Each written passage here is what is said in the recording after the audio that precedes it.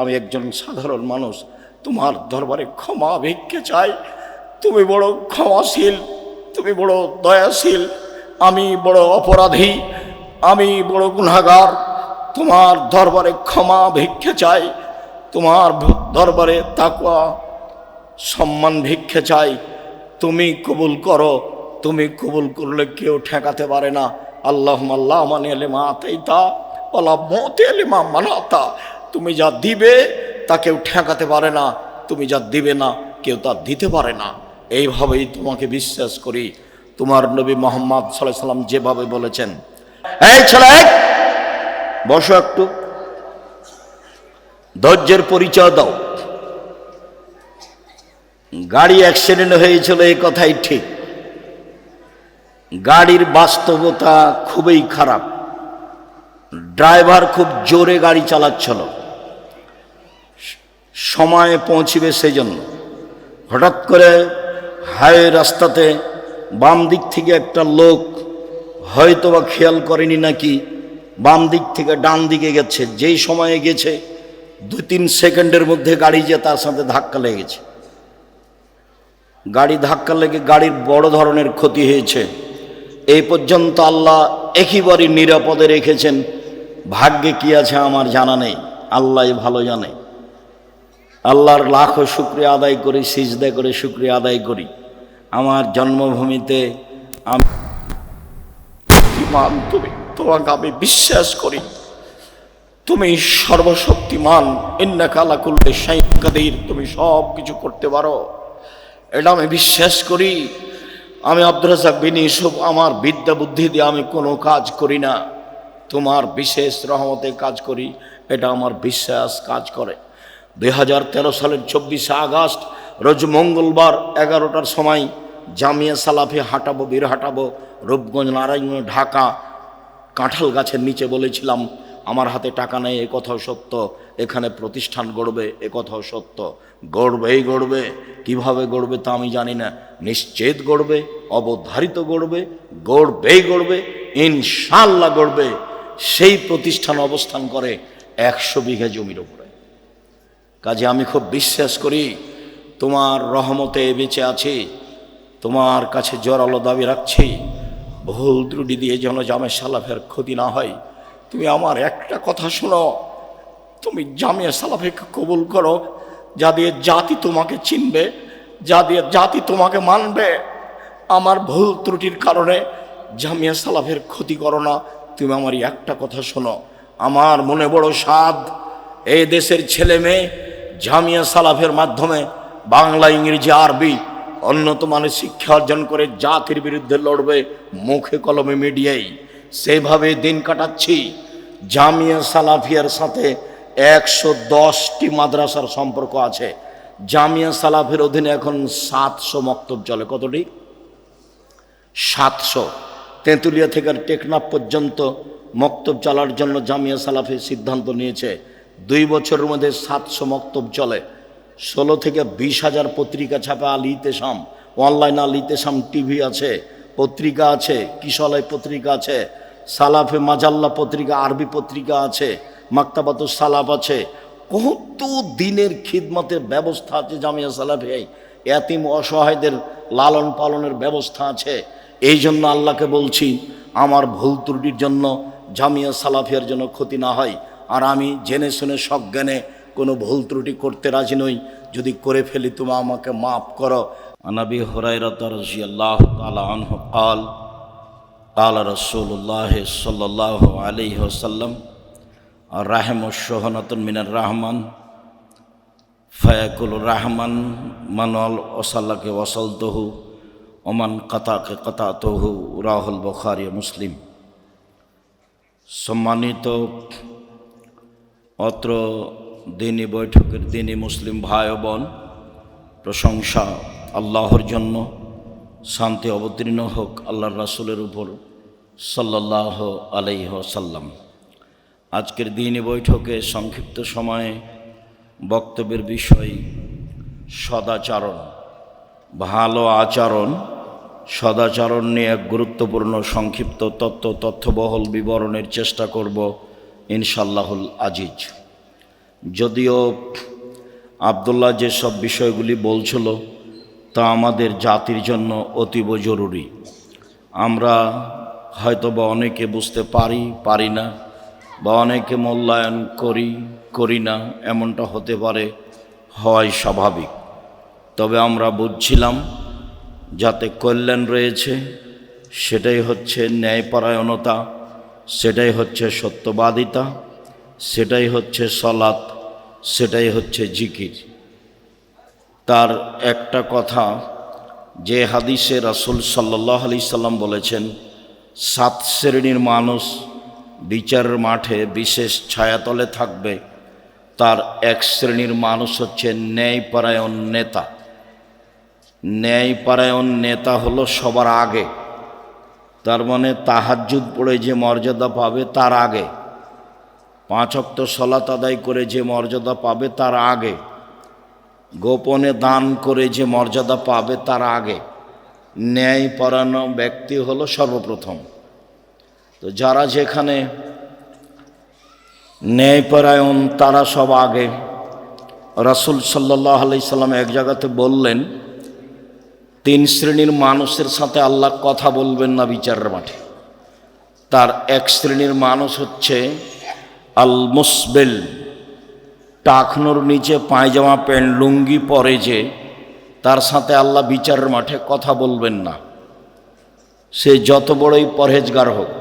2, শাইখুন জানিন, বেশি বয়সে জেনা করে যে, তার সাথে আল্লাহ কথা বলবেন না, হজ করলেও নয়, তাহাজ্জুদ পড়লেও নয়।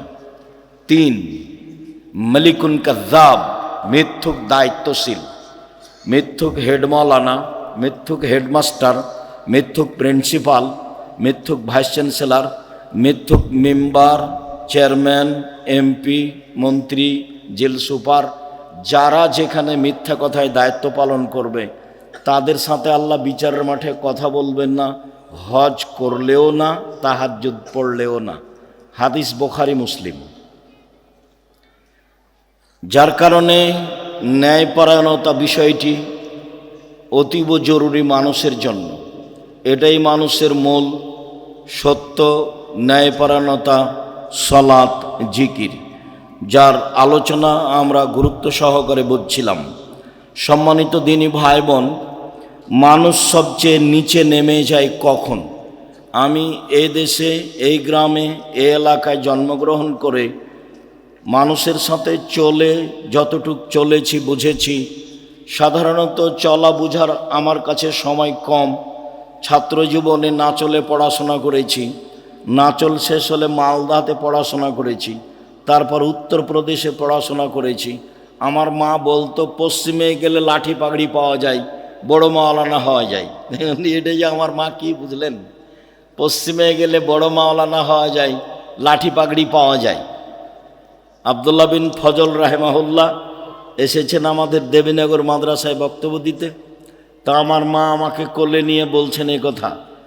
আমার মা পরবর্তীতে নকল করেন যেভাবে, তাতে আমার মায়ের ধ্যান ধারণা ছিল এই, ফকিরকে ভিক্ষে দিলে দোয়া করার জন্য বলতেন, যেটাই তার বুঝ আসুক।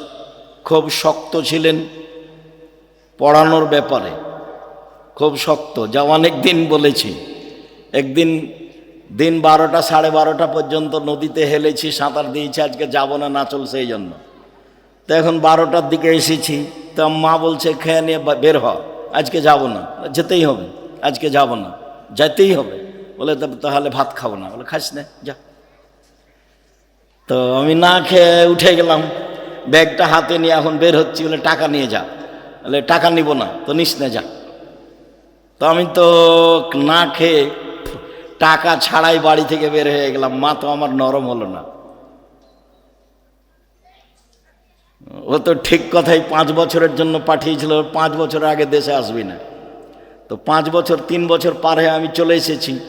তখন বাড়িতে ঢুকতেই আঁচল দিয়ে আমার মা মুখটা মুছে একটু বলে না যে কেমন আছিস, কেমন ছিলি, বলছে যে আরও যে 2 বছর বাকি আছে, আলী কেন। এইটা প্রথম কথা। আর দ্বিতীয় কথা, মাওলানা রেজাউল্লাহর জামাই সাইদুর রহমান কেন তো ডাকছিল, তো শোনাই। এটা হলো আমার মায়ের দ্বিতীয় কথা। যে আমি যে কিভাবে আসলাম সে বিষয়ে আমার মা কিছু বললেন না, বললেন যে আরো 2 বছর বাকি আছে আলিগেনে। সম্মানিত দিনী ভাই বোন, আমি জন্মভূমি হিসেবে আচরণ চালচলন খুব ভালো বুঝি, অন্যান্য জেলার বুঝি, পৃথিবীর বিভিন্ন দেশেরও পাড়াই মোটামুটি অবগত। দেশ বিদেশের পৃথিবীর বিভিন্ন দেশে ঘুরে আমি কিছুটা আঁচ করি চালচলন, দেশেরও করি জন্মভূমিরও করি চালচলন।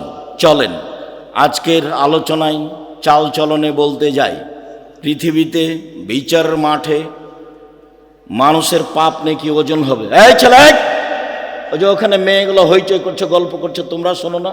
যাও দেখো, যারা দায়িত্ব পালন করছে দেখো, ওর গল্প শুনতে এসেছি আমরা। তুমি মহিলা মানুষ একটু শরম করো না কেন? কথা বলো কেন? আর একজন যদি তোমার গায়ের উপরে মাথার উপরে চড়ে চলে যায়, তুমি মুখ খুলবা না? যাকো, দেবীনগরের দিগাড়ে বাস করে একবারে মানুষ অমানুষ হয়ে গেছো, পশু প্রাণী হয়ে গেছো, তুমি বেটি ছেলে মানুষ মুখ খোলো কেন? মুখখান বন্ধ রাখো। তোমার জন্য এসেছি। জাতির যদি রাস্তাঘাট করে দিতে না পারি, জাতির যদি স্কুল কলেজ করে দিতে না পারি, জাতিকে চূড়ান্ত সঠিক ধর্ম দিতে পারবো ইনশাল্লাহ। ধর্মের ব্যাপারে জাতিকে ফাঁকি দিয়ে পরকাল হারাতে রাজি নই, এই জিম্মেদারি নিনি। 90 সাল থেকে বলে আসছি একই কথা, কোনো দিন কোনো ভাষা পরিবর্তন করা লাগেনি, এইভাবেই আছে।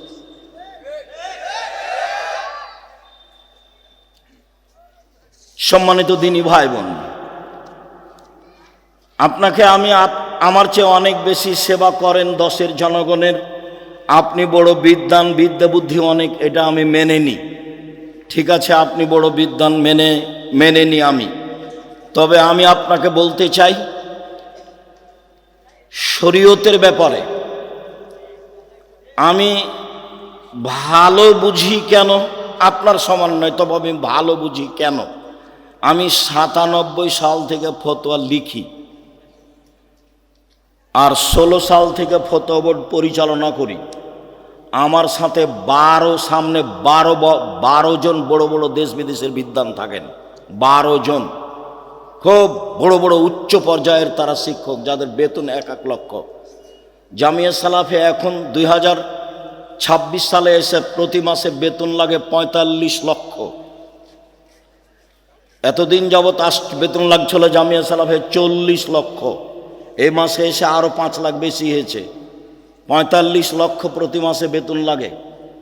বড় বড় শিক্ষক দেশ বিদেশের, দেশের সবচেয়ে বড় প্রতিষ্ঠান জামিয়া সালাফিয়া, সবচেয়ে বড়, 5000 ছেলে মেয়ে পড়াশোনা করে। 2026 সালে তার চেয়ে বেশি হতে পারে। 300 জনের বেশি শিক্ষক শিক্ষিকা আছেন। জামিয়া সালাফে রূপগঞ্জ, নারায়ণগঞ্জ, ঢাকা, ওই প্রতিষ্ঠানের জমির পরিমাণ হচ্ছে 100 বিঘা। 100 বিঘা পূর্বাচল বাণিজ্য মেলার পাশে 100 বিঘা জমির উপরে প্রতিষ্ঠান, 100 বিঘা। যেখানে একটা মসজিদ তৈরি হচ্ছে 6 বিঘা জমির উপরে, যার একতলাতে 10,000 মানুষ সালাত আদায় করতে পারবে। যেটা আমাদের বাড়ির পাশে রাজশাহীতে, এটা 50 বিঘা জমির উপরে ছেলেদেরটা, আর মেয়েদের যেটা তৈরি হচ্ছে সেটা 70 বিঘা জমির উপরে, 33 শতকের বিঘায়। যেটা দিনাজপুরে সেটা প্রায় 20 বিঘা জমির উপরে। যেটা বরিশালে, সেই জমির উপরে প্রতিষ্ঠান হয়নি, ভাড়া চলে। চট্টগ্রামে শহরের বাহিরে আছে প্রায় 12-15 বিঘা। চট্টগ্রাম শহরে আছে 2টা। বাংলাদেশের প্রায় জেলায় জামিয়া সালাফি আছে।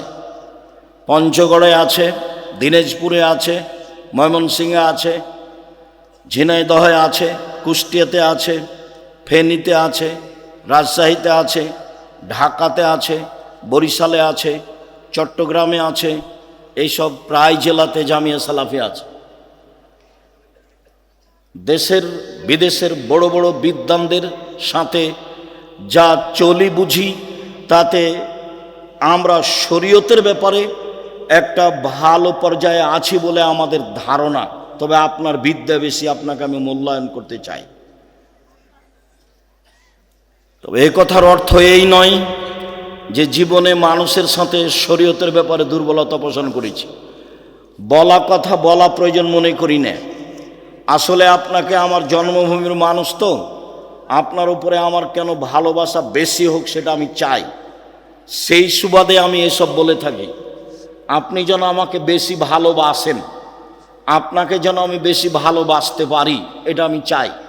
কসিমউদ্দিন মাস্টার সাহেব আল্লাহ মাগফিরাল্লাহু আরহামু মারা গেছেন। আমি বলেছি দেবীনগরের এই জমি বিক্রি করেন, পাশে জমি কিনা হলো 12 বিঘা, এটা বিক্রি করে 15 বিঘা জামিয়ে দেবীনগরের এই প্রতিষ্ঠান আমি দেখব। কোথায় দুর্বলতা আছে আমার জানা নাই।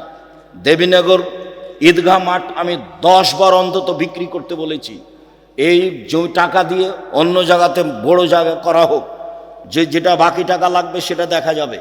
জনগণ যা পারবে পারবে, আমিও সাথে আছি, চেষ্টা করব ইনশাআল্লাহ। আমার কিছু দুর্বলতা ঘাটতি আছে, তা আমি কোনোদিন প্রকাশ করিনি। আমি আপনার সাথে থেকে জন্মভূমির সব কিছু আগাতে চেয়েছি। জন্মভূমির সাথ দেয়নি কেন তা আমি বলতে পারবো না। জন্মভূমির সাথ না দিলে আমাকে জোর করে কিছু করে অপমান হতে হবে, সেটা আমি চাইনি। তবে দেশের জনগণের জাতির খিদমত করে। এই ছেলে কথা বলছো কেন? এই তোমরা দায়িত্ব পালন করো, এরা কথা বলছে কেন? দেখো, সম্মানিত দিনী ভাই বোন, এই ছেলে কে আছো এখানে, এটা খুলে নাও তো এটা। সম্মানিত দিনী ভাই বোন, আমি আপনার খুব কাছে থেকে শরীয়তের যেটা সঠিক পথ সেটা বলতে চাই, যেটাতে পরকাল টিকবে, যেটাতে জান্নাত পাওয়া যাবে, যেটাতে জাহান্নাম থেকে বাঁচা যাবে, সেটা আমি বলতে চাই, সেটা মানতে চাই, সেটা আপনাকে শোনাতে চাই, সেটা আপনাকে মানাতে চাই। এতে আমার ব্যক্তিগত কোনো স্বার্থ নেই। আমি 90 সাল থেকে বক্তৃতা দিই। আজ কত বছর চলছে? 36 বছর চলছে। 36 বছর আমি কোনোদিন মানুষের কাছে পথ খরচ পাথেও যাইনি। তাতে আমি বক্তব্য বলেছি, কেউ যদি কোনোদিন প্রমাণ করে দিতে পারে যে আব্দুর রাজ্জাক সাহেব পথ খরচ পাথেও চেয়েছিল, প্রমাণ হয়ে গেলে সেদিন থেকে আমি আব্দুর রাজ্জাক বিন ইউসুফ জাতির সামনে যাব না। মানুষের কাছে আমি কোনোদিন টাকা পয়সার কথা বলিনি, আমি ওই জিম্মেদারি পালন করি না। আলহামদুলিল্লাহ দেখি টাকা পয়সা সব পিছনে ঘুরে। আমি কোনোদিন কোনো কাজ পরিকল্পনা করে নিইনি। আমি পিস টিভিতে বক্তব্য দিতে গেছি, আমার পরিকল্পনায় নয়। রূপগঞ্জ, নারায়ণগঞ্জ, ঢাকায় 100 বিঘার প্রতিষ্ঠানে প্রতিষ্ঠান 100 বিঘা জমির উপরে, আমার পরিকল্পনাতে নয়। রাজশাহীতে ডাঙ্গিপাড়ায় আমার পরিকল্পনাতে নয়। মানুষ আমার উপরে জোর করে চাপিয়ে দিয়েছে। বুদ্ধি দিয়ে যদি রুজি হতো, আমি আব্দুর রাজ্জাক বিন ইউসুফ আমার রুজি হতো না। আল্লাহ বুদ্ধি দিয়ে রুজি দেয় না, যাকে যেভাবে আল্লাহ ইচ্ছা করে তাকে সেভাবে রুজি দেয়। এটা আমার গ্রামবাসী বুঝে, আমার জন্মভূমির লোকেরা বুঝে, আমার ক্লাসমেটরা খুব ভালোই বুঝে। আব্দুল হাফিজ বলছে, আব্দুল হাফিজ ক্লাসমেট, আব্দুর রাজ্জাক ওই যে তোদের গ্রামের রাস্তাটা নিয়ে ঝামেলা হচ্ছে, কি করা যায়? তো তুই এক কাজ কর, রাস্তা কর। যখন রাস্তা আমাদের বাড়ির সামনে আসবে তখন এভাবে ঢুকে যাবে, দিয়ে তখন এভাবে যাবি। যে তোর কেউ যদি মানা করে, কেউ মানা করবে না। আমার ভাগ্নি যদি মানা করে তো বুঝে না, তুই এটা কর না। আর যদি কারো কথা মানতে হয়, বলতে হয়, কে করবে, তাহলে এন্তাজ মেম্বার যেটা বলবে সেটা করিস। ও তো পাতাই পড়ি না, আমরা পাতাই পড়ি না। কোথায় গেল জমির আইল, আর কোথায় গেল জমি? আমার মা পছন্দ করতো না জমি জায়গায় হিসাব করা, আমরা পছন্দ করি না। আমি তো রাস্তাঘাটে ঘুরি চলি এভাবে, দেউলিয়া। আর আমার ছোট ভাই বরিশাল মডেল কলেজের শিক্ষক। এমনি চলছে এভাবে স্বাভাবিকভাবে। জীবন বিসর্জন করা আছে জামিয়া সালাফের জন্য। জাতির কাছে কোনোদিন নত হওয়া লাগেনি, খুব ভালো অবস্থায় দিন কাটছে। আমি এইগুলো বলে আপনাকে বলতে চাচ্ছি, আমি আপনার দিনী ভাই, আমি আপনার দিনী ছেলে। আপনি আমার মা, আপনি আমার চাচি, আপনি আমার বোন, আপনি আমার ভাই। আমার জন্ম এইখানে। আমি যেটা ভালো বুঝছি আপনাকে সেটা বুঝাতে চাই আন্তরিকভাবে। আপনি ধর্মের নামে কিছু করে পরকাল হারিয়ে দেন, সেটা আমি চাইনি। আপনি আমার দিনী বোন, হিংসা করে এইদিকে চললেন। আব্দুর রাজ্জাক সাহেব আসছেন, তার বক্তব্য শুনে কি হবে? এই হিসাব আমি আপনার কাছে এটা চাইনি। আমি বলছি আপনি ভুল পথে আছেন, ভুল পথে আছেন, ভুল পথে আছেন। ওইটা পথ রাসূলের নয়, যেটা আপনি করছেন বোঝাচ্ছেন ওটা রাসূলের পথ নয়। আমি 97 সাল থেকে ফতুয়াই লিখি, আর 88 আগস্টের 20 তারিখ রোজ বুধবার থেকে আমি শিক্ষক। সেদিন থেকে ক্লাসের উপরের মাদ্রাসার সবচেয়ে উপরের যেগুলো কেতাব সেগুলো আলহামদুলিল্লাহ আমি পড়াই। আমার কাছে বিদ্যা তেমন নেই, ভাঙাচোরা, যেভাবে আছে এভাবে সব জায়গায় যেতে যাই, দেশ বিশে এভাবেই যাই। মানুষ এই লন্ডনের সফরে আমাকে বলছে যে ছোট্ট একটা গোপনের কথা বলেন তো, কি লুঙ্গিতে কোনো রহস্য আছে কি? না, কোনো লুঙ্গিতে কোনো রহস্য নেই। তা আপনি লন্ডনে এসেছেন লুঙ্গি পরে, বিমান থেকে নামছেন লুঙ্গি পরে ঘুরছেন, এটা কেমনে মানাই? এটাতে কোনো রহস্য আছে বলে? কোনো রহস্য নেই, আমাকে ভালো লাগে। কোনো পোশাক দিয়ে, কোনো কলা কৌশল দিয়ে আমি সম্মান কিনতে চাইনি। খুব বিশ্বাস কাজ করে, সম্মান উপরে আছে। বিশ্বাস করেন বুদ্ধি দিয়ে যদি রুজি হতো, আমি আব্দুর রাজ্জাক বিন ইউসুফ তাহলে রুজি পেতাম না। রুজি বুদ্ধি দিয়ে হয় না, উপরে যেভাবে ফয়সালা করে রেখেছে সেভাবে রুজি হয়, এটা আমি বিশ্বাস করি। কৌশল দিয়ে রাজশাহী ডাঙ্গিপাড়ায় 50 বিঘা জমির উপরে প্রতিষ্ঠান হতে পারে না। মসজিদটা 90% জমির উপরে, ডাঙ্গিপাড়া রাজশাহীর মসজিদটা কত শতকের উপরে? 90%। 3000 মানুষ এক স্তরে একবার সালাত আদায় করতে পারে, তার 4 তলা মসজিদ। বিশ্বাস করেন কৌশল দিয়ে নয় এগুলো। রূপগঞ্জে, ঢাকায় এত জমি, এগুলো কৌশল দিয়ে নয়, কৌশল দিয়ে নয়, বুদ্ধি দিয়ে নয়, চিন্তা ভাবনা দিয়ে নয়। চিন্তা ভাবনায় তো আমি বুঝতে পারি না, আমি বুঝতে পারি যে আপনি ভুল পথে আছেন, এটা রাসূলের পথ নয়। আমাকে বলছে সুলতানগঞ্জে আমার প্রায় 8 বছর 9 বছরের সিনিয়র, যখন আমরা নাচলে পড়তে গেলাম তখন ওরা পড়া শেষ করলেন, তো বলছে তুমি এইভাবে করো না, তুমি যেভাবে দাওয়াত দিচ্ছ তো তা আল্লাহ তোমার অন্তরে কহর মেরে দিয়েছে। আমাকে বলছে আমার অন্তরে নাকি কহর মেরে দিয়েছে, মানে উনি যেগুলো করতে চাচ্ছেন সেগুলো আমি পছন্দ করছি না, সেই জন্য আমার অন্তরে কি করেছে আল্লাহ কহর মেরে দিয়েছে। তা আমি এখন যদি বলি তো উনি কষ্ট পাবেন। আপনি আমার সামনে পড়েন তো দেখি আরবি। আপনি যে বললেন যে আমার অন্তরে কহর মেরে দিয়েছে, তো আমি আর এটা বললাম না ভাইজান আল্লাহ যেন কহরটা দূর করে দেয়। মাওলানা আহমদুল্লাহ খুব বড় আলেম, বুখারি পড়া, হয়তো মারা গেছেন, ইন্ডিয়ার মানুষ, চাঁপাইনবাবগঞ্জে বাড়ি ছিল। তো দেখতে গেছি শেষের কালে, তো হচ্ছে আমি আব্দুর রাজ্জাক বিন ইউসুফ আপনাকে দেখতে এসেছি। কোন আব্দুর রাজ্জাক? কোন আব্দুর রাজ্জাক? যে জাল জয়ীফ হাদিস লেখে, যে জাল জয়ীফ হাদিস লেখে। জি। তো হাদিস আবার জাল জয়ীফ হয় নাকি? হাদিস আবার জাল জয়ীফ হয় নাকি? হাদিস সব সহি, হাদিস সব সহি। তারপর তো আচ্ছা ঠিক আছে হলো, তো আপনি একটু আমাদের জন্য দোয়া করবেন। কি দোয়া করবো? দোয়া তো তোমরা তুলে দিয়েছো। কি দোয়া করবো? দোয়া তো তোমরা তুলে দিয়েছো। তখন আমি বলছি তাহলে হেদায়েতের দোয়া করেন। হ্যাঁ হ্যাঁ, হেদায়েতের দোয়া করা যাবে, আল্লাহ তোমাদের হেদায়েত করুন, আল্লাহ তোমাদের হেদায়েত। এখন কহর মেরে দিয়েছে, মুখের কথা উনি বললেন, কি করার আছে? সম্মানিত দিনী ভাই বোন, বলছিলাম বিচারের মাঠে মানুষের পাপ নেকি ওজন হবে। যারা হিন্দু তাদের পাপ নেকি ওজন হবে না, কেননা তাদের নেকি নেই। যারা ইহুদি তাদের পাপ নেকি ওজন হবে না, কেননা তাদের নেকি নেই। যারা খ্রিস্টান তাদের পাপ নেকি ওজন হবে না, কেননা তাদের নেকি নেই। যারা কাদিয়ানি তাদের পাপ নেকি ওজন হবে না, কেননা তাদের নেকি নেই। যারা শিয়া তাদের পাপ নেকি ওজন হবে না, কেন? তাদের নেকি নাই। যারা আকীদায় মাইর খেয়ে গেছে বিশ্বাসে, তাদের পাপ নেকি ওজন হবে না, কেননা তাদের নেকি নাই। পাপ নেকি থাকলে তো দাঁড়ি পাল্লা লাগবে। আল্লাহ তাআলা বলছেন ফালা নকিমু লাহুম ইয়াউমাল কিয়ামাতি ওয়াজনা, আমি ওদের পাপ নেকি ওজন করব না। আমি আল্লাহ ওদের পাপ নেকি ওজন করব না। ওদের কপাল এবং মাথার সম্মুখ ভাগ আর পা ধরে জাহান্নামে নিক্ষেপ করা হবে, তাদের পাপ নেকি ওজন হবে না। সম্মানিত দিনী ভাই বোন, বিচারের মাঠে সবচেয়ে ভারী নেকি সদাচরণের নেকি।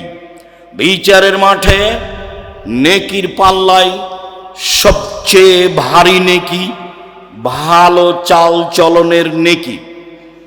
আগে হাদিস দিয়ে কথাটা প্রমাণ করি। আবু দারদা রাদিয়াল্লাহু তাআলা আনহু বলেন, রাসূল সাল্লাল্লাহু আলাইহি সাল্লাম বলেছেন, ইন্না আসকালা শাইইন ইদাউ ফি মিজানিল মুমিনি ইয়াউমাল কিয়ামা খুলুকুন হাসান।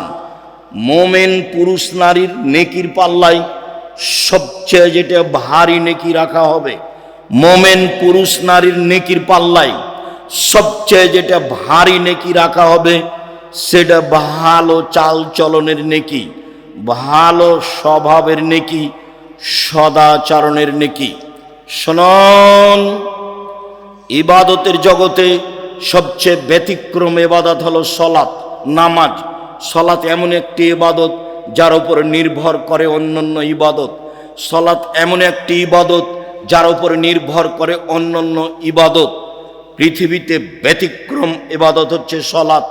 অজু করে সলাত আদায় করতে হয়, পানি নেই, তায়াম্মুম করে করতে হবে।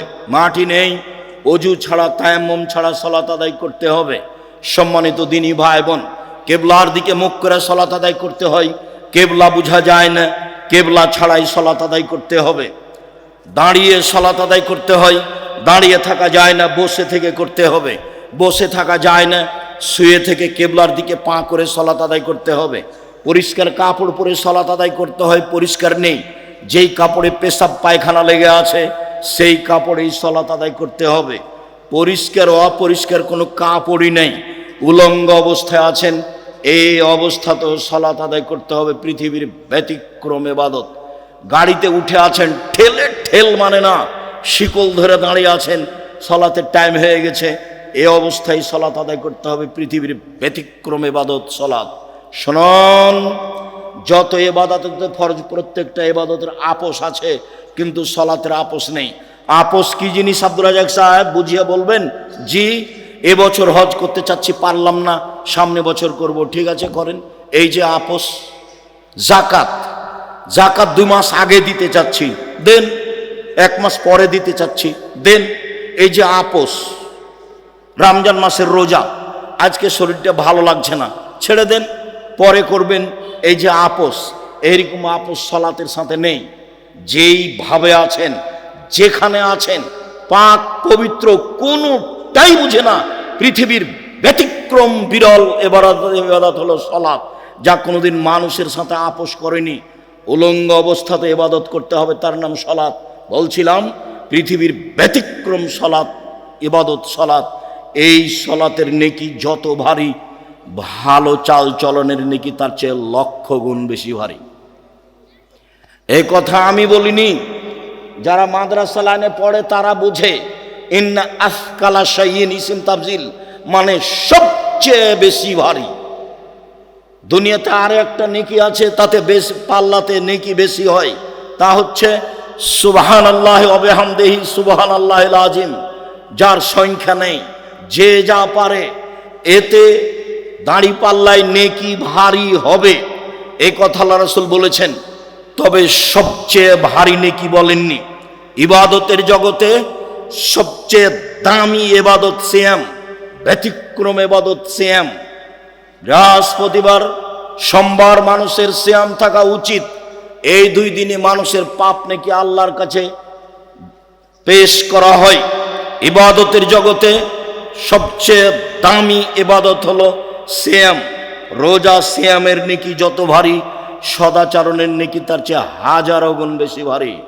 শুনুন, হজ করলে কবুল হলে লোকটা হয়ে যায় সেই দিনের মতো যেদিন তার মা তাকে জন্ম দিয়েছে। হজ করলে কবুল হলে লোকটা হয়ে যায় সেই দিনের মতো যেদিন তার মা তাকে জন্ম দিয়েছে, নিষ্পাপ হয়ে যায়। এই হজের নেকি যত ভারী, সদাচরণের নেকি তার চেয়ে 1,00,000 গুণ বেশি ভারী। কি দিয়ে বুঝায় আপনাকে সদাচরণ কাকে বলে? সদাচরণ ভালো কথা, ভালো কর্ম। ভালো কথা, ভালো কর্মের নাম হলো সদাচরণ। একটু বাস্তব দেখাই। আমি এই অটোতে এখানে উঠে বসে আছি, আপনি গাড়িতে উঠতেই লোকটা টান দিয়েছে, তখন আপনি আমার মুখের উপরে এসে পড়ে গেছেন। ও বুঝতে পারেনি, আপনি আমার মুখের উপরে এসে পড়ে গেছেন। তখন আমি বলছি বসেন বসেন, কোনো সমস্যা নেই, বসেন বসেন। আর আরেকটা লোক অটোতে বসে আছে, আপনি গিয়ে অটোতে উঠেছেন, উঠতে বসতে না বসতে লোকটা টান দিয়েছে, তেমনি আপনি তার মুখের উপরে পড়ে গেছেন। তখন বসে থাকা লোকটা বলছে, চোখ নাই কপালে, কপালে চোখ নাই, হিসাব করে বসতে পারেন না, হিসাব করে উঠতে পারেন না। আগেরটাও আচরণ, পরেরটা আচরণ, বলেন তো কোনটা ভালো আচরণ? তাহলে বুঝি সবাই ভালো আচরণ কাকে বলে। মানুষের বদনাম করে, ক্ষমতা দেখিয়ে গীবত করে ভালো আচরণ টিকে না। জোর করে জমি দখল করে, সারা জীবনটা আমি আইল মাপতে দেখেছি। ধান বপন করা হয়েছে মেপে, কাটার সময়তে মাপা, কত গন্ডগোল।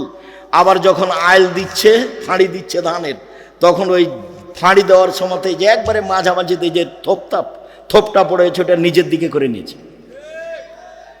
আচ্ছা, মাঝামাঝিতে যে থোপটা পড়েছিল নিজের দিকে করে নিয়েছেন, সেটা তো আপনার নয়, সেটা কি হবে? তখনই কি আপনার ভিতরে সদাচরণ আছে? জি না, সদাচরণ নেই। সদাচরণ কাকে বলে? সদাচরণ কি জিনিস সম্মানিত দিনী ভাই বোন? যারা যেখানে আছেন কাজকর্ম বন্ধ করে, দোকানপাট বন্ধ করে, ক্রয় বিক্রয় বন্ধ করে গুরুত্বপূর্ণ আলোচনা শোনার জন্য আন্তরিকভাবে অনুরোধ জানাচ্ছি। যারা বাড়িতে বসে আছেন তারা অন্যায় অপরাধ করেছেন।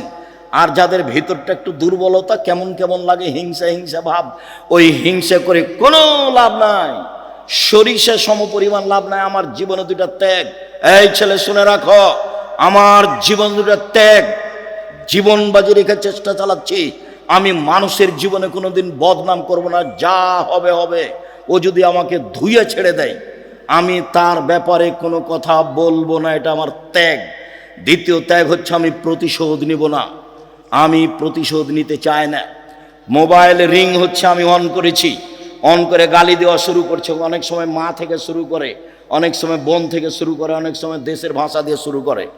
দিতে দিতে যখন থেমে যাই, তখন আমি আবার রিং দিয়ে বলি, ভাইজান কোনো গালি বাকি ছিল মনে হয়, মোবাইলে মনে হয় টাকা শেষ হয়ে গেছে, যদি আরো কিছু থাকে গালি দিয়ে নেন। অথচ গালি আমার মা দিয়ে শুরু করেছে, আমি তার উত্তর দেওয়া প্রয়োজন মনে করিনি। ধুয়ে ছেড়ে দিলাম, আপনার নামটা আমি মুখে নিব না, যা হবে হবে। জীবনে কোনোদিন প্রতিশোধ নিব না। সিলেট সুনাম ফেন্সিগঞ্জের ওসি আমাকে বলছে, আব্দুর রাজ্জাক সাহেব সিগনেচার করেন না, মামলা আমি চালাবো, আপনার গাড়ি ভেঙে দিবে, গাড়িতে আঘাত করবে, মানে আমি ওসি, আমি আপনার মামলা চালাবো। আমি বলছি, ওসি সাহেব, আমি মানুষের বিরুদ্ধে মামলা করি না, আমি মামলা করব না। আমি যদি মামলা করি তাহলে আমার মামলা ছোট হয়ে যাবে মানুষের। ও বিচার করতে পারে না?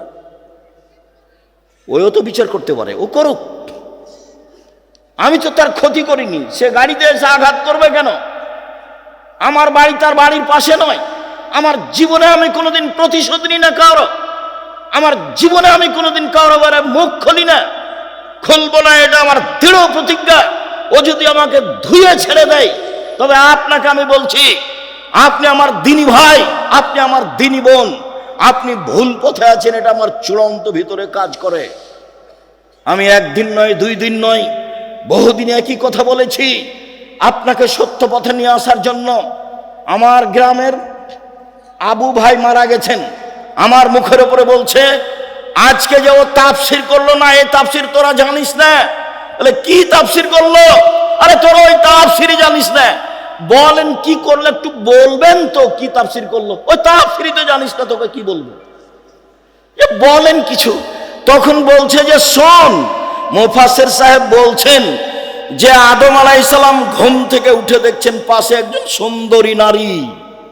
আদম আলাইহিস সালাম হাত বাড়ালেন, সুন্দরী নারীর গায়ে হাত দিবেন, ফেরেশতা বলছেন থামেন।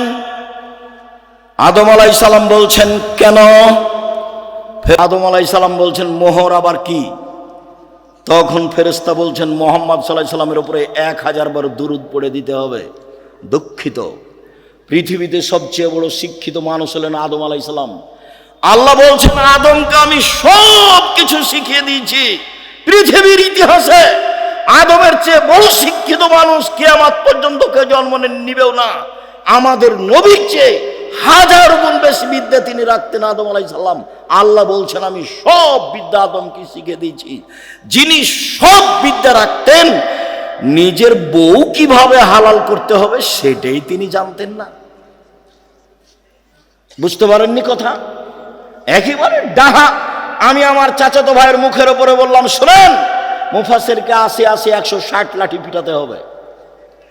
সাধারণ মানুষ মিথ্যা কথা বললে অপবাদ লাগালে তার জন্য ৮০ লাঠি, আর নবীর উপরে অপবাদ লাগালে তার জন্য ৮০ ১৬০ লাঠি পিটাতে হবে। তুমি আমার ভাই, তুমি আমার ভাতিজা, তুমি এ দেশের ছেলে, তুমি চোখ দেখিয়ে ভিতরে হিংসে রেখে উল্টা মুখে চলে সফল হতে পারবে না। তুমি মনে রেখো, আমি আব্দুর রাজ্জাক বিন ইউসুফ তোমার গ্রামের মানুষ আমি বলছি। সম্মানিত দিনী ভাই বোন, চলেন এবার দেখি সদাচরণ কাকে বলে। একজন সাহাবী বলেন, সাহাবীগণ আল্লাহর নবীকে জিজ্ঞাসা করলেন, আল্লাহর নবী, মা খায়রু মাতিল ইনসান, মানুষকে যে আল্লাহ নিয়ামত দিয়েছেন তার সবচেয়ে উত্তম কোনটি? 2 হাত আল্লাহর নিয়ামত, 1 হাত নেই যার, তাকে জিজ্ঞাসা করলে বোঝা যাবে 1 হাতের দাম কতটুকু। 2 পায়ের 1 পা নেই যার, তাকে জিজ্ঞাসা করলে বোঝা যাবে নিয়ামত পা কেমন। যত আল্লাহ নিয়ামত দিয়েছে মানুষকে, বাড়ি গাড়ি স্ত্রী আহাল পরিবার, তার সবচেয়ে উত্তম নিয়ামত হলো সদাচরণ। তার সবচেয়ে উত্তম নিয়ামত হলো সদাচরণ। ভালো চাল চলন আছে যার, সবকিছু আছে তার। আব্দুল্লাহ ইবনে আমর রাদিয়াল্লাহু তাআলা আনহু বলেন, রাসূল সাল্লাল্লাহু আলাইহি সাল্লাম বলেছেন, পৃথিবীর মানুষ শুনে রেখো, 4টে জিনিস আছে যার, সবকিছু আছে তার। 4টে জিনিস আছে যার, ইহকাল আছে তার, পরকাল আছে তার। পৃথিবীর মানুষ শুনে রেখো, 4টে জিনিস আছে যার, সবকিছু আছে তার, ইহকাল আছে তার, পরকাল আছে তার।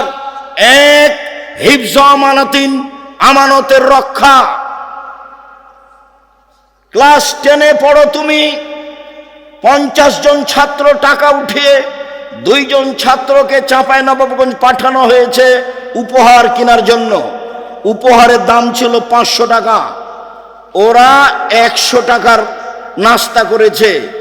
নাস্তা করে ওই 100 টাকা এই 500-র মধ্যে লাগিয়ে দিয়ে ওই জিনিসগুলির দাম 600 টাকা করেছে। বলেন তো তার কাছে কি আমানত রক্ষা পেয়েছে? আমানত নেই যার, কোনো কিছু নেই তার। 2, হুসনু খালিকাতিন, ভালো চাল চলন যার, ইহকাল তার। ভালো আচরণ যার, পরকাল তার। ভালো চাল চলন যার, সবকিছু তার।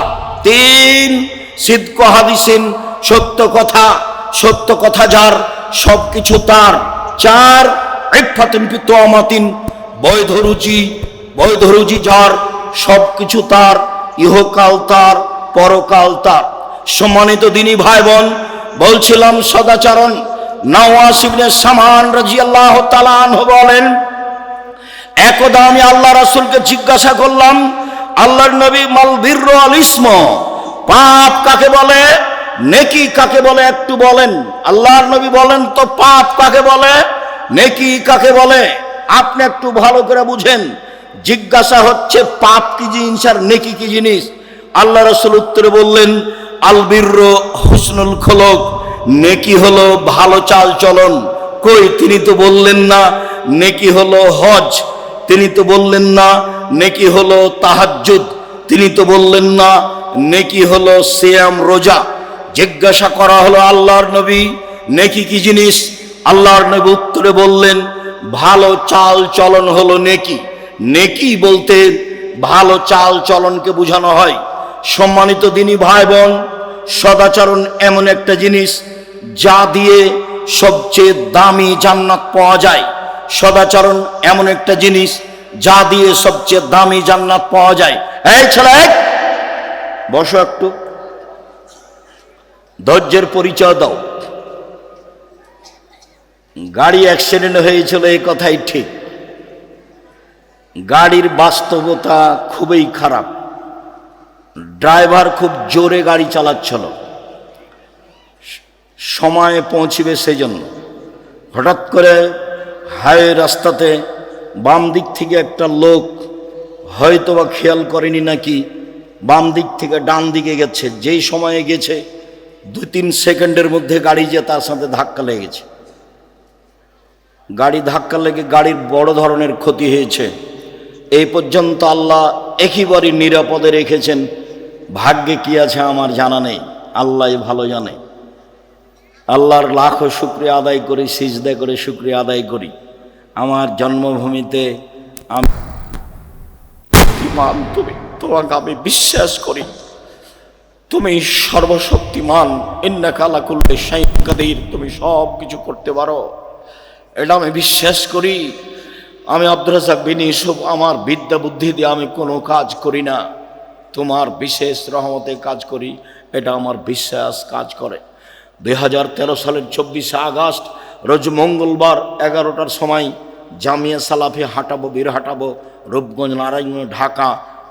কাঁঠাল গাছের নিচে বলেছিলাম আমার হাতে টাকা নেই, এ কথাও সত্য। এখানে প্রতিষ্ঠান গড়বে, এ কথাও সত্য। গড়বেই গড়বে, কিভাবে গড়বে তা আমি জানি না, নিশ্চিত গড়বে, অবধারিত গড়বে, গড়বেই গড়বে, ইনশাআল্লাহ গড়বে। সেই প্রতিষ্ঠান অবস্থান করে 100 বিঘা জমির উপরে। কাজে আমি খুব বিশ্বাস করি তোমার রহমতে বেঁচে আছি, তোমার কাছে জোরালো দাবি রাখছি, ভুল ত্রুটি দিয়ে যেন জামে সালাফের ক্ষতি না হয়। তুমি আমার একটা কথা শোনো, তুমি জামিয়া সালাফিকে কবুল করো, যা দিয়ে জাতি তোমাকে চিনবে, যা দিয়ে জাতি তোমাকে মানবে। আমার ভুল ত্রুটির কারণে জামিয়া সালাফের ক্ষতি করো না। তুমি আমার একটা কথা শোনো, আমার মনে বড় সাধ, এই দেশের ছেলে মেয়ে জামিয়া সালাফের মাধ্যমে বাংলা, ইংরেজি, আরবি উন্নত মানের শিক্ষা অর্জন করে জাতির বিরুদ্ধে লড়বে, মুখে কলমে মিডিয়ায়। সেভাবে দিন কাটাচ্ছি। জামিয়া সালাফিয়ার সাথে 110টি মাদ্রাসার সম্পর্ক আছে। জামিয়া সালাফের অধীনে এখন 700 মক্তব চলে। কতটি? 700। তেঁতুলিয়া থেকে টেকনাফ পর্যন্ত মক্তব চালার জন্য জামিয়া সালাফি সিদ্ধান্ত নিয়েছে। 2 বছরের মধ্যে 700 মক্তব চলে। 16 থেকে 20,000 পত্রিকা ছাপে। আল ইতেসাম অনলাইন, আল ইতেসাম টিভি আছে, পত্রিকা আছে, কিশলয় পত্রিকা আছে, সালাফে মাজাল্লা পত্রিকা, আরবি পত্রিকা আছে, মাকতাবাতুস সালাফ আছে। কত দিনের খিদমতের ব্যবস্থা আছে জামিয়া সালাফে। এতিম অসহায়দের লালন পালনের ব্যবস্থা আছে। এই জন্য আল্লাহকে বলছি আমার ভুল ত্রুটির জন্য জামিয়া সালাফিয়ার জন্য ক্ষতি না হয়। আর আমি জেনে শুনে সজ্ঞানে কোনো ভুল ত্রুটি করতে রাজি নই। যদি করে ফেলি তুমি আমাকে মাফ করো। আমি একজন সাধারণ মানুষ, তোমার দরবারে ক্ষমা ভিক্ষে চাই। তুমি বড় ক্ষমাশীল, তুমি বড় দয়াশীল। আমি বড় অপরাধী, আমি বড় গুনাহগার। তোমার দরবারে ক্ষমা ভিক্ষে চাই, তোমার দরবারে তাকওয়া সম্মান ভিক্ষে চাই। তুমি কবুল করো, তুমি কবুল করলে কেউ ঠেকাতে পারে না। আল্লাহুম্মা লা মানিয়া লিমা আতাইতা ওয়ালা মুতিয়া লিমা মানাতা। তুমি যা দিবে তা কেউ ঠেকাতে পারে না, তুমি যা দিবে না কেউ তা দিতে পারে না। এইভাবেই তোমাকে বিশ্বাস করি। তোমার নবী মুহাম্মদ সাল্লাল্লাহু আলাইহি সাল্লাম যেভাবে বলেছেন, সম্মানিত দিনী ভাই বোন, সদাচরণে সবচেয়ে দামি জান্নাত পাওয়া যায়। আবু মুসা আশআরী রাদিয়াল্লাহু তাআলা আনহু বলেন, একদা আল্লাহর নবী বললেন, ইন্না ফিল জান্নাতি লা গুরাব, জান্নাতে কতগুলি ঘর রয়েছে, এত উন্নত মানের ঘর যার বাহির থেকে ভিতর দেখা যায়, ভিতর থেকে বাহির দেখা যায়, খালি টপ টপ টপ টপ করছে, ঝকঝক ঝকঝক করছে, খুব উন্নত মানের পদার্থ দিয়ে তৈরি। সাহাবীগণ বলছেন, আল্লাহর নবী, লেমান হাজেহি, এত দামি ঘর কে পাবে? আল্লাহ রাসূল বললেন, লেমান আলানাল কালামা, যার চাল চলন ভালো, যার স্বভাব ভালো, সেই এই জান্নাত পাবে। হাদিস বুখারী মুসলিম। কি দিয়ে আপনাকে আমি বুঝাই সম্মানিত দিনী ভাই বোন, সদাচারণ যার, সবচেয়ে দামি জান্নাত তার। আরও আপনাকে বলি, ভালো চাল চলন দিয়ে জান্নাতুল ফেরদাউস পাওয়া যায়। দুনিয়াতে এমন কোনো আমল নেই যে আমল দিয়ে সরাসরি জান্নাতুল ফেরদাউস পাওয়া যাবে। 8টি জান্নাতের 8টি দরজার সবচেয়ে দামি জান্নাত, সবচেয়ে দামি দরজা হচ্ছে জান্নাতুল ফেরদাউসের। রাসূল সাল্লাল্লাহু আলাইহি সাল্লাম একদা বলছেন, পৃথিবীর মানুষ শুনে রেখো, আনা যাইবুন বিবাইতিন লেমান তারাকাল মেরাহা ওয়াইন কানা মুহিক্কান। কেউ যদি তর্ক ছেড়ে দেয় সত্য হলেও, এই টিস্যুটা দিয়ে তো, কেউ যদি তর্ক ছেড়ে দেয় সত্য হলেও, হ্যাঁ আব্দুর রাজ্জাক সাহেব এটা বলেছেন, আরে না এটা বলেছেন, আরে না এটা বলেছেন, তখন যদি আপনি বলতে পারেন, আসসালামু আলাইকুম, আমি গেলাম, আমি আপনার সাথে তর্ক করতে রাজি নই। মুহাম্মদ সাল্লাল্লাহু আলাইহি সাল্লাম বলেন, যে ব্যক্তি সত্য হলেও তর্ক ছেড়ে দিবে, আমি মুহাম্মদ সাল্লাল্লাহু আলাইহি সাল্লাম তাকে একটা জান্নাতে ঘর নিয়ে দিব। তিনি বলেন, পৃথিবীর মানুষ শুনে রেখো, অবে বাইতিন রাবাজিল জান্নাহ লেমন তারাকাল কিযবা ওয়াইন কানা মাজেহা। মজাক করে হলেও যদি কেউ মিথ্যে না বলে, মজাক করে হলেও যদি কেউ মিথ্যে না বলে, আমি মুহাম্মদ সাল্লাল্লাহু আলাইহি সাল্লাম তাকে জান্নাতে একটা ঘর নিয়ে দিব। তিনি বললেন, পৃথিবীর মানুষ শুনে রেখো, ওয়া আলাল জান্নাহ লিমান হাসানা খলকাহু। যে তার চাল চলনকে ভালো করলো, যার স্বভাব ভালো, যার সদাচরণ রয়েছে, আমি মুহাম্মদ সাল্লাল্লাহু আলাইহি সাল্লাম তাকে জান্নাতুল ফেরদাউস নিয়ে দিব। সম্মানিত দিনী ভাই বোন, জান্নাতুল ফেরদাউস পাওয়া যাবে এমন কোনো আমল দুনিয়াতে নেই। তা সালাত হোক, তা হজ হোক, তা যাকাত হোক, তা তাহাজ্জুদ হোক, তা তাসবিহ তাহলিল জিকির আজকার হোক, এমন কোনো ইবাদত নেই যার বিনিময়ে সরাসরি জান্নাতুল ফেরদাউস পাওয়া যেতে পারে। একটাই ইবাদত, তা হচ্ছে সদাচরণ। সদাচরণ দিয়ে আপনি জান্নাতুল ফেরদাউস পাবেন। আবু হুরায়রা রাদিয়াল্লাহু তাআলা আনহু বলেন, রাসূল সাল্লাল্লাহু আলাইহি সাল্লাম বলেছেন, পৃথিবীর মানুষ শুনে রেখো, জান্নাতুল ফেরদাউস সদাচরণ দিয়ে বড় বড় দুইটি নেকি একসাথে হয়। পৃথিবীর মানুষ শুনে রেখো, সদাচরণ দিয়ে বড় বড় দুইটি নেকি একসাথে হয়। এক, নিয়মিত তাহাজ্জুদ পড়লে যত নেকি হয়, সদাচরণ দিয়ে তত নেকি হয়। দুই, নিয়মিত নফল সিয়াম রোজা থেকে যত নেকি হয়, সদাচরণ দিয়ে তত নেকি হয়। প্রত্যেক দিন নিয়মিত রাতে তাহাজ্জুদ পড়েন, এই তাহাজ্জুদ দিয়ে যত নেকি, ভালো চাল চলনে তত নেকি। দুই, বৃহস্পতিবার সোমবার সিয়াম থাকেন, প্রতি মাসে 3 দিন রোজা থাকেন, মুহররমের 2 দিন রোজা থাকেন, আরাফার 1 দিন রোজা থাকেন, শাওয়ালের 7 দিন 6 দিন রোজা থাকেন, যুলহিজ্জার 9 দিন রোজা থাকেন, প্রতি মাসে 3 দিন রোজা থাকেন। এত রোজা থেকে যত নেকি হয়, সদাচরণে তত নেকি হয়। একসাথে দুইটি আমলের নেকি সদাচরণে হয়। দুই, রাসূল সাল্লাল্লাহু আলাইহি সাল্লাম বলেন, সদাচরণ দিয়ে একসাথে 3টি আমলের নেকি হয়। এক, আল্লাহর পথে জিহাদ করে যত নেকি হয়। দুই, তাহাজ্জুদ পড়ে যত নেকি হয়। তিন, নিয়মিত সিয়াম থেকে যত নেকি হয়। 3টে আমলে যত নেকি হয়, সদাচরণে তত নেকি হয়। কি দিয়ে বুঝাই আপনাকে আমি সদাচরণ কাকে বলে? রাসূল সাল্লাল্লাহু আলাইহি সাল্লাম বলেন, আল্লাহ তাআলা সদাচরণকে বলেন সামনে রেখে, এই সদাচরণ, আল্লাহ বলছেন, এই সদাচরণ শোনো, আমি আল্লাহ বলছি, মান ওয়াসালাকে ওয়াসালতুহু, তোমাকে যে নিবে আমি আল্লাহ তাকে নিব, তোমাকে যে ছেড়ে দিবে আমি আল্লাহ তাকে ছেড়ে দিব। যার সদাচরণ নেই তার আল্লাহ নেই, যার ভালো চাল চলন নেই তার আল্লাহ নেই। আয়েশা রাদিয়াল্লাহু তাআলা আনহা বলেন, রাসূল সাল্লাল্লাহু আলাইহি সাল্লাম বলেছেন, সদাচরণ আল্লাহর আরশ ধরে এইভাবে ঝুলন্ত আছে। সদাচরণ আল্লাহর আরশ ধরে এইভাবে ঝুলন্ত অবস্থায় বলে। সদাচরণ নিজে বলছেন, সদাচরণ কথা বলতে পারে। আমি সদাচরণ বলছি, মান ওয়াসালানি ওয়াসালাহুল্লাহ, আমাকে যে নিবে আল্লাহ তাকে নিবেন। ওমান কাতানি কাতাহুল্লাহ, আমি সদাচরণ, আমাকে যে ছেড়ে দিবে আল্লাহ তাকে ছেড়ে দিবেন।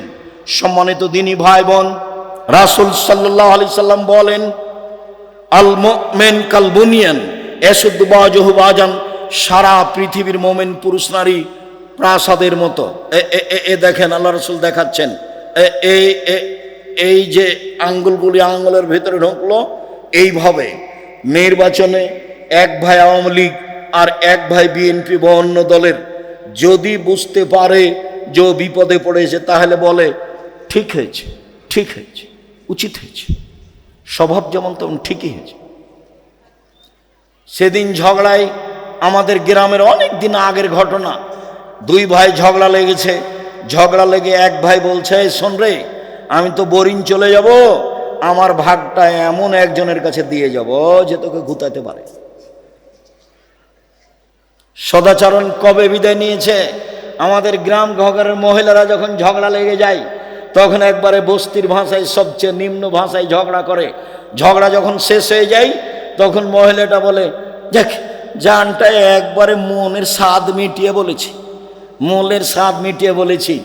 তখন তার কাছে সদাচরণ আছে, ওই তাহাজ্জুদ দিয়ে লাভ হবে না, ওই হজ দিয়ে লাভ হবে না। ঢং ঢং করে গ্রামে ঘুরে বেড়িয়ে মানুষের সাথে ঝগড়াঝাঁটি করে সদাচরণ নিজে থেকে বিদায় করে দিয়ে জান্নাত পাওয়া সহজ নয়। সম্মানিত দিনী ভাই বোন, রাসূল সাল্লাল্লাহু আলাইহি ওয়াসাল্লাম বলেন, আল মুমিনুনা কারাজুলিন ওয়াহিদ, সারা পৃথিবীর মানুষ একজন, সারা পৃথিবীর মানুষ একজন।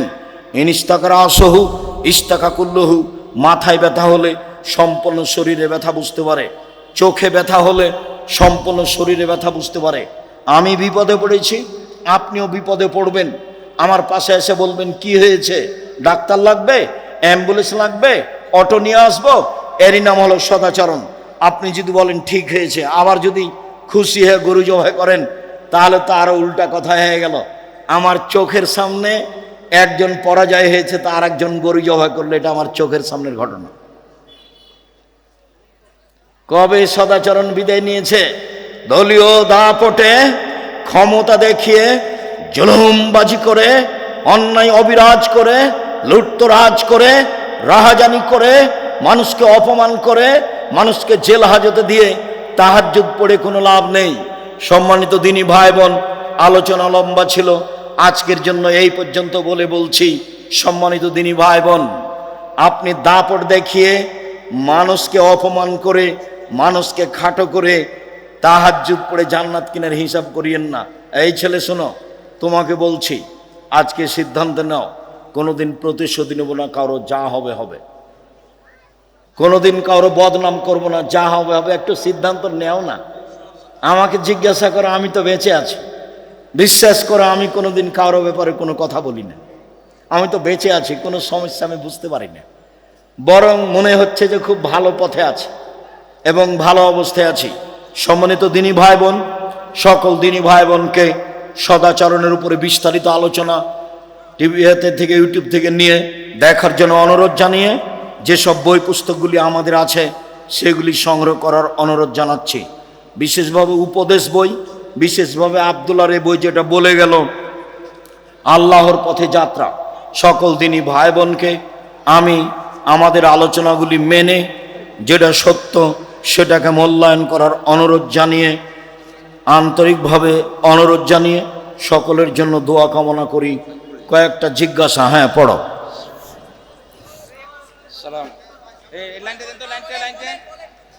হ্যালো, কয়েকটা জিজ্ঞাসা।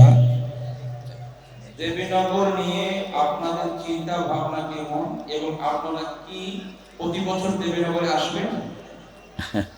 দেবীনগর জন্মভূমি, দেবীনগরকে উল্টা চলে এ বিবেচনা আমি আব্দুর রাজ্জাক বিন ইউসুফ করতে রাজি নই। কে বিরুদ্ধে আছে, কে হিংসা করে, এই পাতা আমি ছিঁড়ে দিয়েছি, এটা পাতা আমি পড়ি না। আপনারা যোগাযোগ রাখলে সময়ের গতিতে আমি আসবো ইনশাআল্লাহ। নাতিকে ভাই বলা যাবে কি? নাতিকে, নাতনিকে বুবু, দাদি, ভাই বলাতে কোনো সমস্যা নেই। কেউ যদি বলে থাকে সমস্যা, তাহলে ভুল হয়েছে। আমি নাতিকে ভাই বলি, এর অর্থ ওটা আমার নিজ ভাই নয়, ওটা আমার নাতি। জমিজা আমাকে যদি জিজ্ঞাসা করে আপনারা সহজ আপনার ভাই কয়টা, তা আমি কি আমার নাতির নাম বলবো? তার মানে আমি ওকে নিজ ভাই বলে স্বীকৃতি দিনি, এটা স্নেহ, চলবে, কোনো সমস্যা নেই। বেতুর সালাত তাহাজ্জুদের সময় পড়বে নাকি এশার সময়? বেতের সলাৎ তাহাজ্জুদের সময় পড়বে না এশার সময়? যারা রাতে তাহাজ্জুদ পড়তে ইচ্ছুক তারা বেতের তাহাজ্জুদের পরে পড়বে, এটাই চেষ্টা করবে। আর যদি মনটা এলোমেলো থাকে, উঠবো কি উঠবো না, ঠিক নাই, উঠবো কি উঠবো না, তাহলে এশার সলাতের পরে বেতের পড়ে নেবে। 1 রেখাত 3 রেখাত পড়তে পারে, 1 রেখাত 3 রেখাত পড়তে পারে। জি। খেলাধুলা আয়োজন করার মাধ্যমে কি সমাজ উন্নত হতে পারে ও মাদক নির্মূল হতে পারে? কুল্লুল্লাহ বিনিয়াল হবে বাতিল ফাওয়া বাতিল, প্রত্যেক খেলাই বাতিল। মাত্র 3টে শরীর চর্চার জন্য, যেখানে কোনো প্রতিবাদ, প্রতিশোধ এবং জুয়া থাকবে না, টাকার হারজিত থাকবে না, সেই শরীর চর্চা জায়েজ। বাকি যত খেলা আছে সব বাতিল। দিবসকে লক্ষ্য করে যত খেলা হয় সব বাতিল, এগুলো জায়েজ নয়। দিবস মানা যেমন শিরক, এইসব খেলায় অংশগ্রহণ করা তেমন গুনার কাজ। জাযাকুমুল্লাহ খাইর।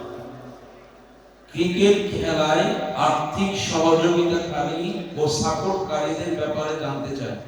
ক্রিকেট খেলাও জায়েজ নয়।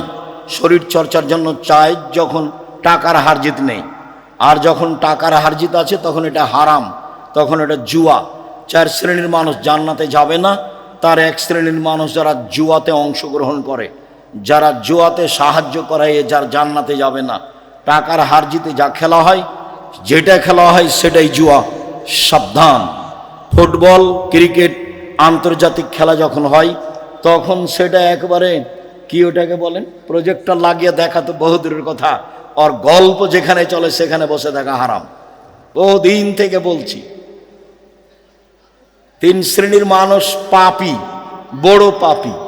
তার 1 শ্রেণীর মানুষ কেউ যদি কাউকে বলে, কেউ যদি কাউকে বলে আসো জুয়া খেলি, খেলেনি, খালি বলেছে আসো খেলি, তাহলে তাকে কাফারা দিতে হবে। 10 জন ফকিরকে 100 কেজি করে চাউল দিতে হবে। খেলেনি, খালি বলেছে আসো খেলি, খালি বলেছে, এই জন্য 10 জন ফকিরকে 100 কেজি করে চাউল দিতে হবে। তার নাম জুয়া। সাবধান। আমার জন্মভূমি এটা। তোমরা ছেলেরা খুব সতর্ক থাকো। খারাপটা খারাপই, মোবাইলের ভালোটা নিও না। মোবাইল বাদ দিয়ে ভালো করে পড়াশোনা করো, খুব শক্তভাবে পড়াশোনা করো।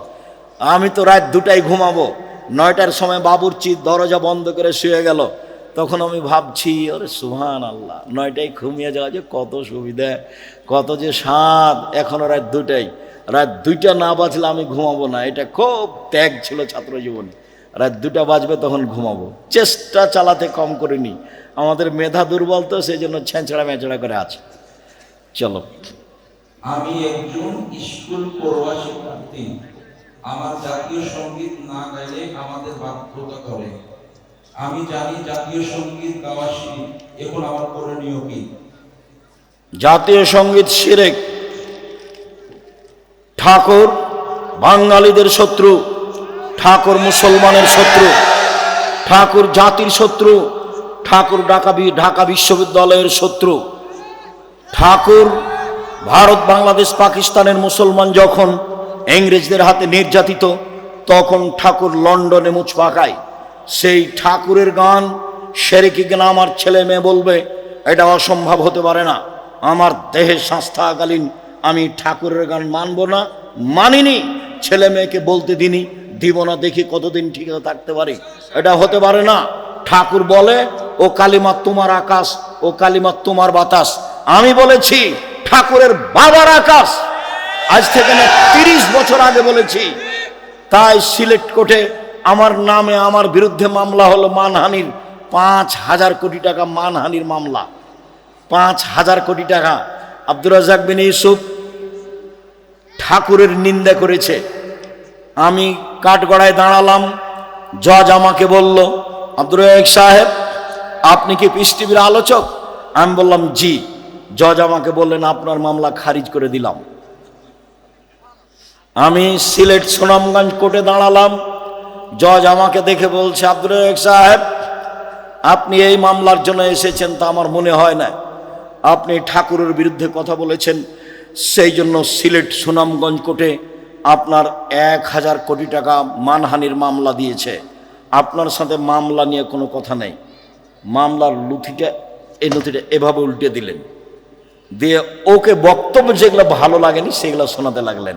14 মিনিট যাবত ও সব বক্তব্য মুখস্থ করেছে। যেগুলো তাকে ভালো লাগেনি সেগুলো আমাকে একটা একটা করে শোনাচ্ছে। শোনানো যখন শেষ হলো তো আমি খালি হাসছি। আমাকে উকিল বলেছে, আব্দুর রাজ্জাক সাহেব চিরদিন আপনার কথা শুনেছি, আজকে আমার কথা শুনবেন। জজ খুব পাওয়ারফুল জিনিস। আপনি কোনটা বলতে যাবেন মন খারাপ হয়ে যাবে, তখন যেটা বলবে সেটাই হবে। আমার একটা কথা মানবেন, আজকে মুখ খুলবেন না। তাহলে ঠিক আছে, তাই হলো। আজকে মুখ খোলা হবে না। জজ বলল যে এই আপনার জামিন মঞ্জুর করা হলো, আব্দুর রাজ্জাক সাহেবের সাথে আপনারা কেউ কথা বলবেন না, মানে কেউ যেন আশেপাশে না আসে, হইচই না করে। উনি বললেন এটাই ছিল সিলেট কোর্টের ঘটনা, ওটাই ছিল সিলেট সুনামগঞ্জ কোর্টের ঘটনা। আমি শক্ত হাতে কথা বলে পরিবেশ আমার কোনোদিন দুর্বল দেখিনি ভালো ছাড়া। আমি ঠাকুর গান কোনোদিন মানিনি, এখনও মানছি না, কোনোদিন মানব না। যারা বলে তারা মুশরিক, যারা সমর্থন জানায় তারা মুশরিক। আপনি কি বিদ্যা অর্জন করছেন, আপনার ছেলে মেয়ে কী অর্জন করছে তা আমার বুঝতে বাকি নেই। এগুলো ভুল সিদ্ধান্ত। আপনারা স্বামী স্ত্রী খুব প্রশংসা করলেন, আমার ছেলের মেধা ভালো, গোল্ডেন পেয়েছে, আমার ছেলে এই পেয়েছে। ম্যাট্রিক পরীক্ষার সময় 3 জন মাস্টার ছিল, তারপর বিশ্ববিদ্যালয়ে ভর্তি হওয়ার জন্য সাবজেক্ট প্রতি একটা করে দিয়েছেন প্রাইভেট মাস্টার। বিশ্ববিদ্যালয়ে ভর্তি হয়েছে, বুয়েটে রুয়েটে ভর্তি হয়েছে, বিদেশ থেকে বড় ডাক্তার হয়ে এসেছে। এরপরে ও ওই কোম্পানির ওষুধ লিখেছে যেই কোম্পানি তাকে টাকা দিয়েছে। এখন আপনার টাকা লস না লাভ?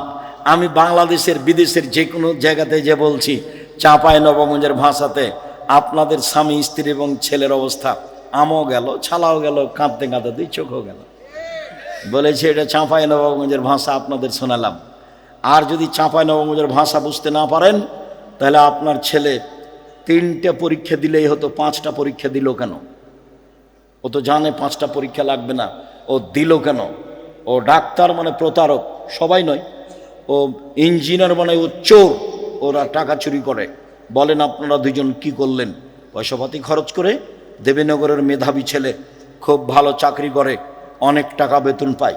মা চাচিরা বলল আজকে আমাদের ছেলে আসবে, খুব খুশি। গ্রামের মা চাচি আসলো আমাদের গ্রামে, গাড়ি থেকে নামলো, দেখলাম গাড়ি চাঁচা আছে, গলায় টাই আছে, হাতে সিগারেট আছে। এই সময় ছেলেটা গাড়ি থেকে নামলো। একটু পরে দেখলাম বৌমা গাড়ি থেকে নামলো, গায়ে হালকা হালকা কাপড় আছে। একটু পরে নাতনি পুতিন গাড়ি থেকে নামলো, দেখলাম গায়ে তেমন কাপড় নেই। দেখি গাড়ির পিছন দিকে কুকুর আছে। বলেন এখন আপনাদের স্বামী স্ত্রী, আপনার ছেলের 3 জনের অবস্থা হলো ওই সেই কালে একটা পদ্য পড়েননি? এই মাঝি বাবু বলছে, চাঁদ কেন বাড়ে কমে রে? আমি কি এগুলো জানি? দেখি তোর জীবন চারায় নাই মিছে। এই মাঝি এই হয় কেন রে? আমি কি এগুলো জানি? দেখি তোর জীবন আটা নাই মিছে। এই মাঝি এগুলো কি বলতে পারিস? আমি কি ওইসব জানি? দেখি তোর জীবন 12 আনায় মিছে। একটু পরে বাতাস উঠেছে, নৌকা হিলে উঠেছে। মাঝি বলছে বাবু সাঁতার জানো বাবু? তখন মাঝি বলছে, বাবু বলছে না রে মাঝি না, আমি তো সাঁতার জানি না। এখন মাঝি বলছে এখন দেখি তোর জীবন 16 আনায় মিছে। আপনাদের স্বামী স্ত্রী এবং বেটা 3 জনের জীবন 16 আনায় মিছে। বলে গেলাম, ভেবে দেখবেন। আমি আপনার বাড়ির মানুষ, দূরে করে চিন্তা করবেন না, কাছে করে চিন্তা করেন, ভালো হবে। আমি আপনার সাথে বসতে চাই, উঠতে চাই, কথা বলতে চাই। সরিষা সমপরাণ আপনাকে এড়িয়ে আমি চলতে চাই না, বলে আসছে লম্বা সময় ধরে একই কথা বলে আসছে। সুদের টাকায় ধর্মীয় প্রতিষ্ঠান চালানো যাবে কি? সুদের টাকায় ধর্মীয় প্রতিষ্ঠান চালা যাবে কি? ধর্মীয় প্রতিষ্ঠান চালানো যাবে কি যাবে না এই বিষয় পরে। সুদের টাকা দান করলে নেকি হবে না, এইটা আগে। সুদের টাকা দিয়েছে, এতে মাদ্রাসা গড়লে তাতে পড়াশোনা করা যাবে না, এগুলো কথা নয়, এগুলো চলবে। কিন্তু সুদের টাকা দিয়ে দান করে ও নেকি পাবে না, এটা তাকে মাথায় রাখতে হবে। আর এরকম টাকা হলে মসজিদে যেন লাগানো না হয়। যদিও বুঝতে পারে সেক্রেটারি সভাপতি যেটা সুদের টাকা, তাহলে উনি যেন মসজিদে না লাগান, এইটা সেক্রেটারি সভাপতিকে সতর্কবাণী। এছাড়া মাদ্রাসা, মক্তব, টয়লেট এগুলোতে যদি কেউ দিয়ে দেয়, কাজে লাগিয়ে দিবে, যিনি দিয়েছেন তিনি নেকি পাবেন না। চলো।